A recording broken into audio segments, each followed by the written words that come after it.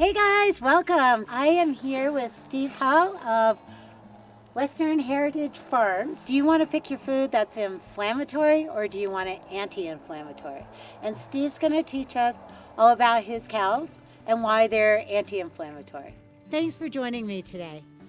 My big question is, this is such a beautiful ranch that you've shown us, or farm. And, it's just amazing to live out here and do what you're doing. How did you get into this? Well, I was very blessed to be born into the family that pioneered this land over 100 years ago. My great-grandfather came from Germany to help build the Gunnison Tunnel. Okay. And that tunnel goes beneath the ranch here into the Black Canyon to divert a lot of the irrigation water that irrigates the Uncompahgre Valley. But we're the only original homestead family left out of that project. A lot of people don't really understand where their meat comes from. Could you explain, start to finish, how your cows grow up and Sure. the whole process? To go see a piece of meat in a market, a lot of folks don't realize how many months and years are involved in getting that product to that point.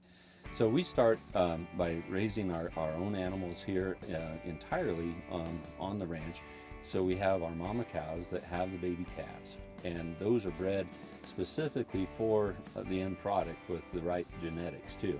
And that's important, I believe, for consistency and quality of the meat. But we have the mama cows, have the baby calves, and that's a 9-month gestation, just about like Just a like person. Yeah. Okay. So that calf is born in the spring typically, and they're with their mamas through until late fall that year. And so when they're about 9 months of age, they are weaned off of that mama cow, and then we background feed and grow those animals out through the winter, and then put them onto spring pastures. And the ones that are going to be our grass-fed beef are actually grass finished throughout the summer on the prime pastures that we have. And so you have 18 months of that lifespan of the animal, but you also have the 9 months of gestation and planting. So you have well over 2 years of cycle that goes into that meat product. But a lot goes into it. A lot of beef producers are just strictly cow-calf producers. That means that they have their mama cows and they sell the calves off the mama cows in the fall, and they go off into the big production feedlots, kind of a product of just a drive for cheap food, but that's not what we do. We really believe, and we've always had that philosophy as a family, that low stress to the animals and low stress to us is all a good thing.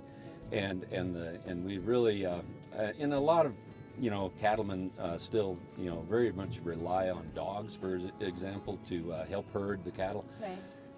Our dogs are spoiled, but they are no longer part of the cattle herding business, Howie and Roscoe. Yeah. But no, the dogs is another stressor that we just decide, we'd rather call the cows than to chase them. Your type of raising the cows, the meat is anti-inflammatory. Well, yeah, there's a lot of reason behind that. But it seems like anything that stresses cows would also increase the inflammatory side effects of the meat. Fight or flight, endorphins, and all the things that go into the meat. It's very much apparent, but it's also what you feed them too.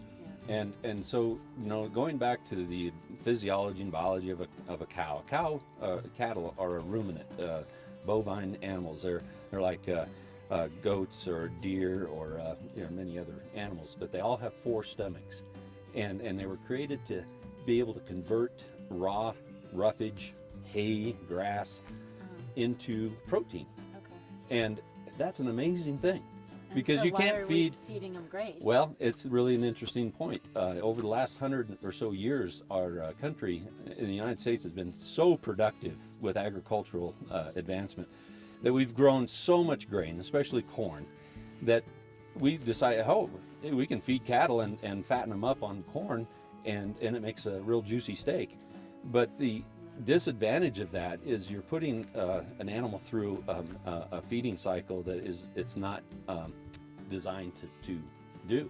They have alfalfa in them, but these alfalfa varieties were seeded into our lands probably 30, 40, even 50 years ago. And they came, and maybe they're in a feedlot, but they come into this country and literally maybe only on grass for 30 days.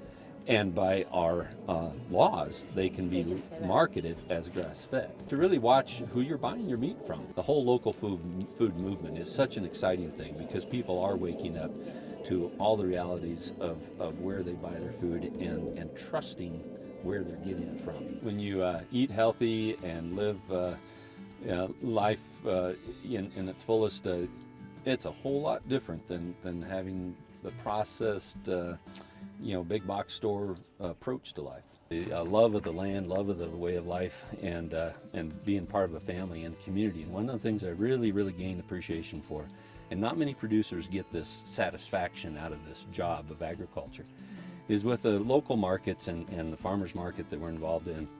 We get to interact directly with customers like yourself and get feedback. If a piece of meat isn't right or if it's really great. But that interaction directly with the end user of your commodity, wow, that's been a really cool thing. I really appreciate you having us out here. This has been great. Thanks for talking to us about it because, it's your choice. Do you want to pick inflammatory foods or anti-inflammatory? Thank you.